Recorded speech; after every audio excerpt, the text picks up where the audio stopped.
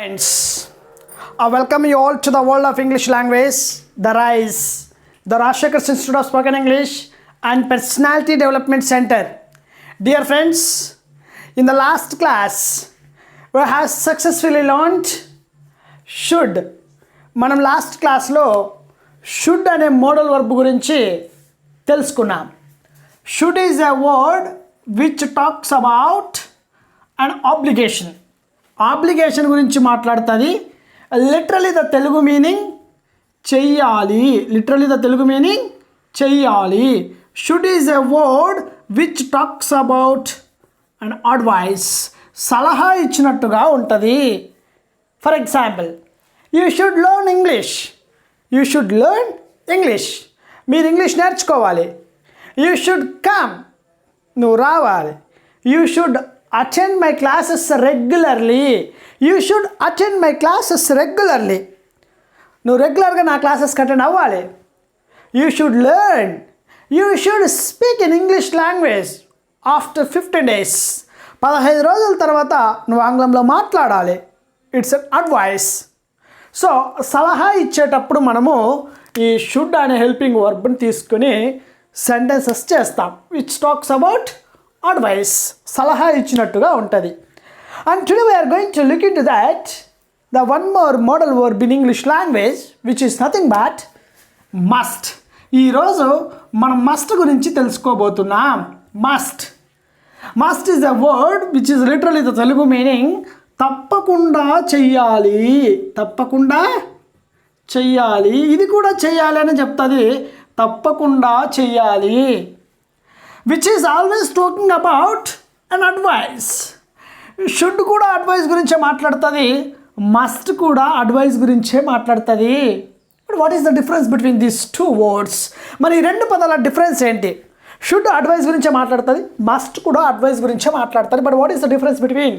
Because should అంటే చేయాలి, must అంటే తప్పకుండా చేయాలి. రెండు అడ్వైస్ గురించే మాట్లాడుతుంది. For example, you should learn, నువ్వు నేర్చుకోవాలి.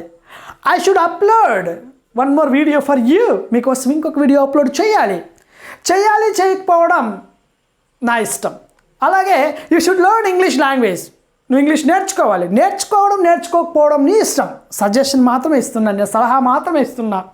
నేర్చుకోకపోవడం నీ ఇష్టం. For example, we should speak in English. మనం ఆంగ్లంలో మాట్లాడాలి. అలాగే we should wear the mask. మనం మాస్క్ వేసుకోవాలి. వేసుకోకపోవడం మన ఇష్టం. But whenever we stress on some sentences, whenever we give to the guarantee to those person, ఎప్పుడైతే మనం ఒక వాక్యాన్ని నొక్కి చెప్పినట్లు ఉంటుందో, అంటే which is a word which is a must is talking about an advice which is there in the form of like an commanding లో ఉంటుంది, which means ఆర్డర్ వేసినట్లు ఉంటుంది. సో ఇది ఎలా ఉంటుంది? ఆర్డర్. మనకి ఇష్టం ఉందో లేదో సంబంధం లేదు. But for example, police like that one. Police ఏం చెప్తారు? పోలీస్ వారు we must wear the mask, తప్పకుండా మాస్క్ వేసుకోవాలి. Because they give to us commanding authoritatively what they have. కమాండింగ్గా ఆర్డర్ పాస్ చేస్తారు. We are willing or not, they don't like it. మనకి ఇష్టం ఉందో లేదో వాళ్ళకి సంబంధం లేదు. బట్ మనం అది ఫాలో కావాలి. You must wear the mask. నువ్వు తప్పకుండా మాస్క్ వేసుకోవాలి. బికాస్ నాకు ఇష్టం ఉందో లేదో, మనకి ఇష్టం ఉందో లేదో అక్కడ సంబంధం లేదు. వాళ్ళ ఆర్డర్ పాస్ చేస్తారు. Whenever someone will be giving authoritatively to speak something. వాళ్ళు ఏదైనా మనకు అథారిటేటివ్గా పెత్తనం చలాయించే విధంగా, మనకంటే హయ్యర్ అథారిటీ ఉన్న వాళ్ళు కింద ఉన్న వాళ్ళకి ఏదైనా వర్క్ అసైన్ చేసేటప్పుడు మనం ఈ మస్ట్ అనే హెల్పింగ్ వర్బ్ను వాడి పాస్ చేస్తాం. సలహా ఇచ్చినట్టే ఉంటుంది. But which is there in the form of like as commanding authoritatively. So నొక్కి చెప్తాం అంటే గ్యారంటీగా చేయాలి. ఇక్కడ చేయడం చేయకపోవడం మన ఇష్టం షుడ్ దగ్గర, బట్ మస్ట్ మాత్రం కంపల్సరీ మనం ఫాలో అవ్వాలి, చెయ్యాలి. మనకి ఇష్టం ఉందో లేదో సంబంధం లేదు, చేయాలి. మెనీ పీపుల్ ఇక్కడ చాలా సందర్భాల్లో చాలామంది తెలుసో తెలియకో రెండు పదాలని కలిపి చెప్తుంటారు, must and should. Must and should, must and should అని చాలామంది అంటుంటారు. చాలామంది మస్ట్ అండ్ షుడ్ అని అంటుంటారు. మస్ట్ అండ్ షుడ్ వస్తానండి, మస్ట్ అండ్ షుడ్ మీరు మాస్క్ వేసుకోవాలి. సో ఇలా మస్ట్ అండ్ షుడ్ రెండు కలిపి మాట్లాడుతుంటారు. This is the biggest mistake in English language. రెండు ఎప్పటికీ కలపకూడదు, రెండు కలిపి ఒక సెంటెన్స్ చెప్పకూడదు. ఈ మధ్యకాలంలో నేను ఒక ఇంజనీరింగ్ కాలేజ్లో మీటింగ్లో కండక్ట్ చేస్తున్నప్పుడు అక్కడ డాక్టరేట్ ప్రిన్సిపాల్ గారు అంటున్నారు, అందరికీ మీటింగ్లో మాకు చెప్తున్నాడు. అక్కడ ఒక మీటింగ్కి వెళ్తే అక్కడ నేను గమనించాను, అక్కడ మస్ట్ అండ్ షుడ్ మీరు online classes must and should తీసుకోండి అంటున్నాడు. ఆన్లైన్ మస్ట్ అండ్ షుడ్ తీసుకోండి అంటున్నాడు. అంటే ఆయన చెప్పే విధానం చూడండి, మస్ట్ అండ్ షుడ్ రెండు కలిపేస్తున్నాడు. పెద్ద తప్పిది. మస్ట్ షుడ్ రెండు ఎప్పుడు కలపకూడదు. Either we must use must or should. మనం యూజ్ చేస్తే మస్ట్ అయినా యూజ్ చేయాలి, లేదన్నా షుడ్ అయినా యూజ్ చేయాలి, అంతే. నువ్వు షుడ్తో అయినా సెంటెన్స్ చేయి, లేదా మస్ట్తో అయినా సెంటెన్స్ చేయి, అంతే తప్ప మస్ట్ అండ్ షుడ్ అని ఎప్పుడు యూజ్ చేయకూడదు.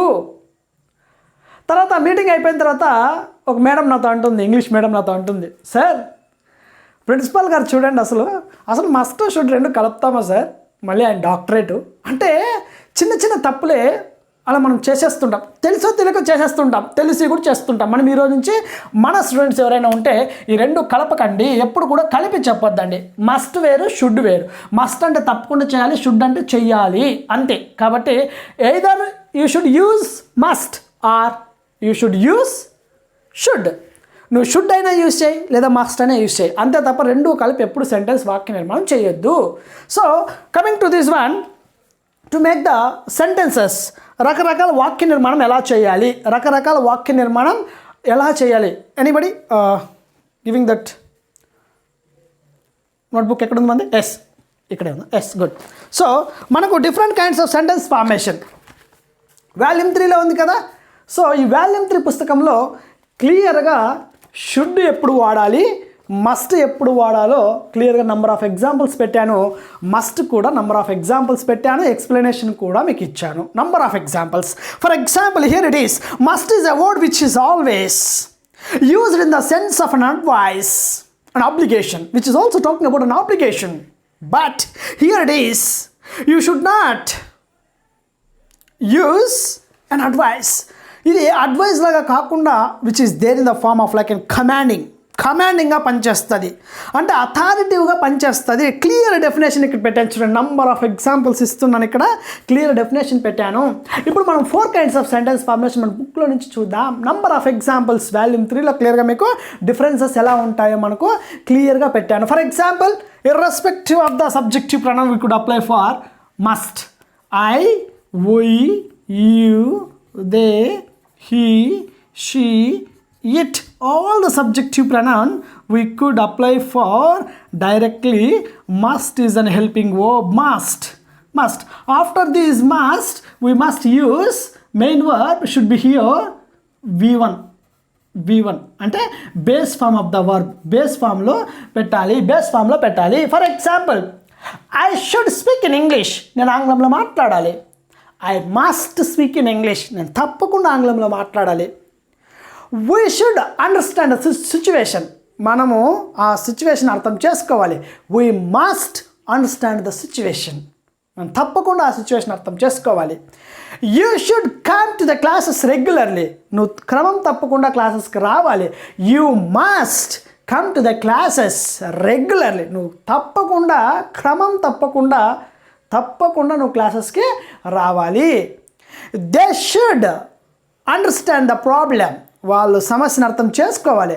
They must understand the problem, వాళ్ళు తప్పకుండా సమస్యను అర్థం చేసుకోవాలి. So he should ask question, అతను ఒక ప్రశ్న అడగాలి. He must ask a question, అతను తప్పకుండా ఒక ప్రశ్న అడగాలి. She should Singh a song on the dash, ఆమె ఒక పాట పాడాలి డాష్ మీద. She must Singh A song on the dash. ఆమె డాష్ మీద ఒక పాట తప్పకుండా పాడాలి. ఇట్ షుడ్ వర్క్, అది పని చేయాలి.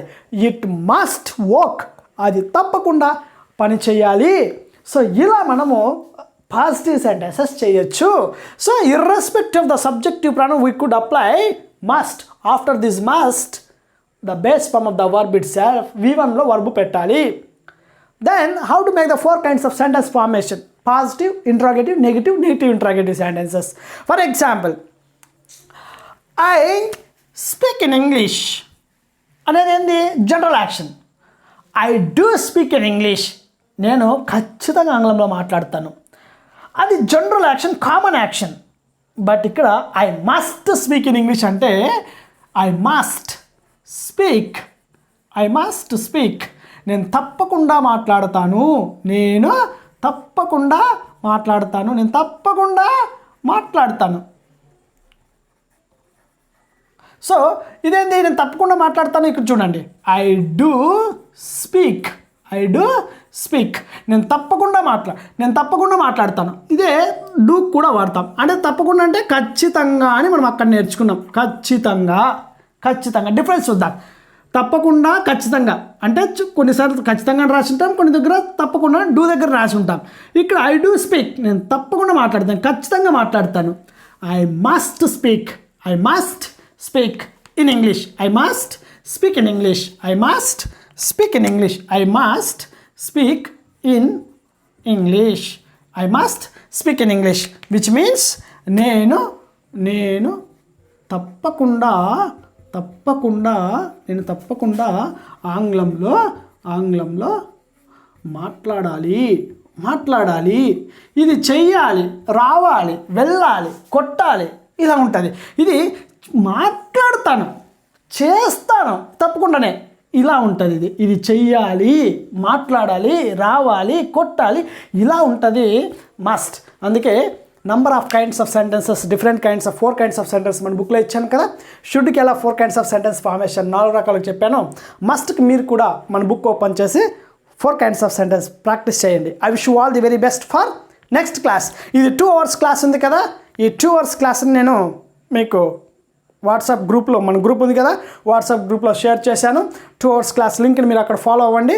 అండ్ రెగ్యులర్గా ఆన్లైన్ క్లాసెస్ కూడా స్టార్ట్ అయ్యాయి. మనకు రెగ్యులర్గా ఆన్లైన్ క్లాసెస్ జరుగుతున్నాయి.